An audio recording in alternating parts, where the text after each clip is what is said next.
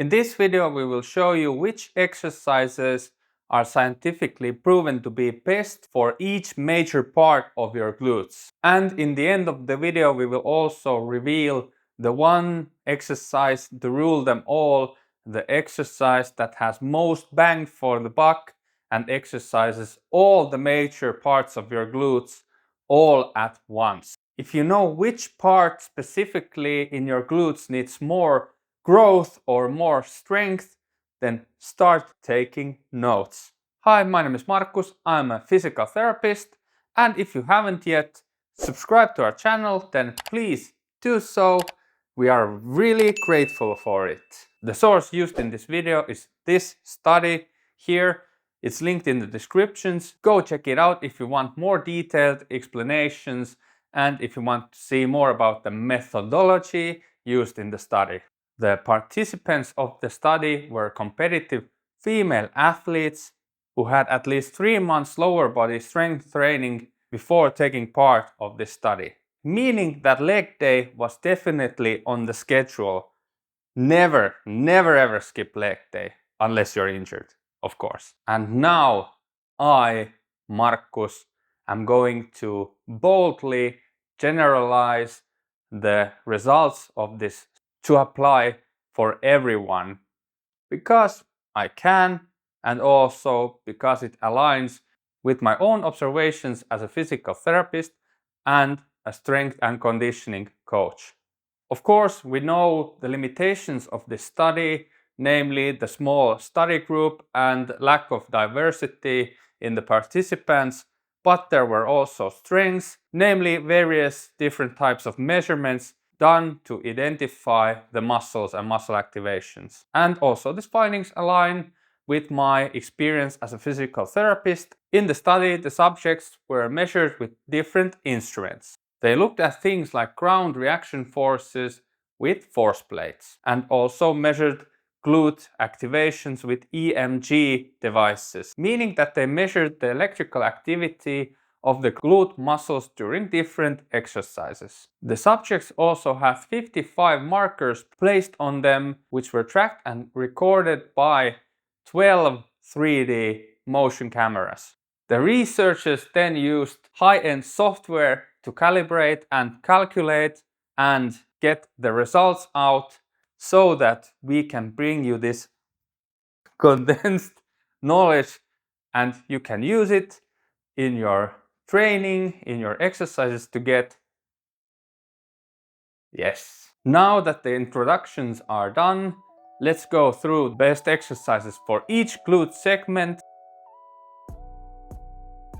The gluteus maximus gets the best activation during the split squat exercise.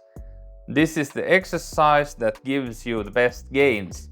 You first step forward and then slowly lower yourself down and come back up and repeat this.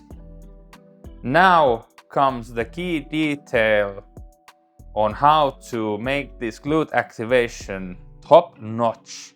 When you take your stance, check that the front shin is vertical relative to the floor so that the glute gets proper work. A common issue for the glute training is that the knee drifts too far forward, and also adjust your stance by shortening it so that your rear thigh is also vertical in the end position when you lower your knee down. Otherwise, your tight hip flexors will affect the technique and also arch your low back, and this is not cool. Teemu is demonstrating the movement without added weights, but for best results you should add weight. A barbell on your back, kettlebell, dumbbells, or even grocery bags in your hands. Whatever works for you. Do 3 to 4 sets up to 12 reps. You can do fewer too. They should be heavy reps, and if you do this often enough, each week at least 3 times with heavy sets, your gluteus maximus will grow into a gluteus mega maximus. And as an honorable mention for gluteus maximus training, the weighted hip thrusts, especially single leg versions. The upper back rests on a raised surface at the gym, a bench or box. At home, a firm sofa or a bed. We are using a massage table. It should sit under the lower part of your shoulder blades. Start together, and knee angle matters because for some people the stretch may shift too much to the quads if the knees are too flexed. You lift one leg up and ideally perform the movement with weight on your lap, a bar or a plate. Some gyms also have dedicated machines for this. Then you lower your glutes toward the floor and lift back up. Important detail here is that you don't arch your back. The lower back must stay neutral and the pelvis should even tuck slightly, like the tailbone is going between the legs. So this is called the posterior pelvic tilt. Movement is mainly performed from the hip joint. If you are inexperienced, start without weight. As you can see from Teemu, it's still quite intense. Use good, solid sets as mentioned earlier. Gluteus medius and minimus, the middle and small glute muscles. These muscles are located high on the outer side of your hip and are crucial for knee, hip and lower back health. The highest force load on these two key muscles comes, surprisingly, from the side plank. Yep, you heard right, side leg lifts activate the muscles well, especially gluteus minimus. This peak force is calculated relative to body weight. If you use added weight, the middle glute, gluteus medius, gets greater force in a single leg weighted squat and in our chosen best and blessed exercise. Note that the study participants were athletic young women with a history of leg strength training. But if you don't have that background, or if you have hip or knee issues, then from a physiotherapist perspective, it may be wise to start with exercises like side leg lifts. You can also do the clam if full leg lifts are too much, but for others, here is the side plank. Lie on your side, don't rotate forwards nor backwards, then lift the top leg and hold it statically. Hold as long as you can, but it should be tough. Do 4 sets with good rest between and 3 times a week. This is the best, and the best is blessed. And if you know the reference, then comment down below. But yeah, the one exercise that ranked in the top 2 for every glute region and for the glute minimus is the single leg Romanian deadlift, with or without weights. Now we'll teach you the proper technique. We're using a kettlebell, but you can use a barbell or a weight plate, dumbbells, or even a resistance band looped under your foot. Stand on one leg with the weight in your hand. Bend your knee slightly and slowly hinge forward. Once you reach your mobility's limits, return slowly upwards. Remember, this is not a squat. The knee angle stays the same the whole time.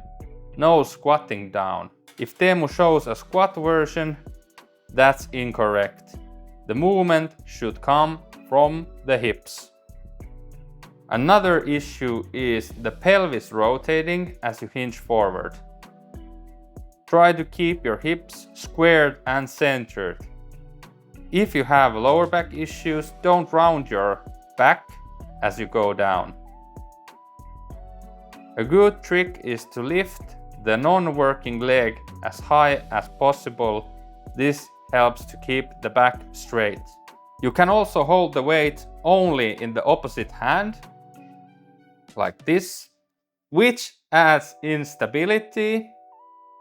If balance is difficult, lightly rest the non-working foot on the ground.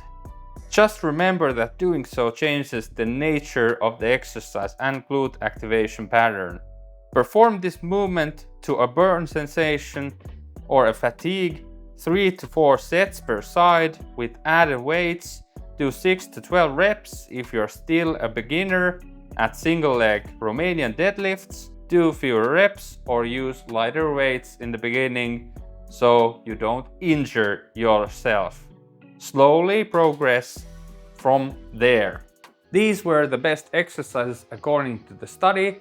As an important note, in people's rehabs, I've seen that lack of hip mobility can have huge effect on strengthening glutes. You cannot go to the deep angles and thus also you cannot train the muscle in these deep angles.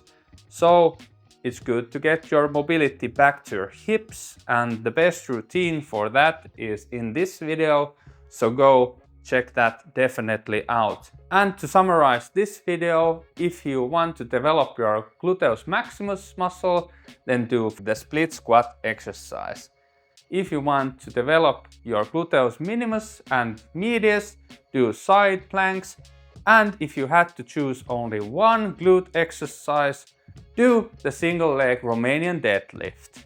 The single leg Romanian deadlift also gets my seal of approval.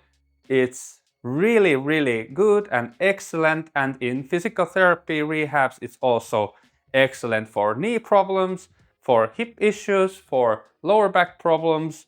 It's a really excellent exercise and a tool to get better.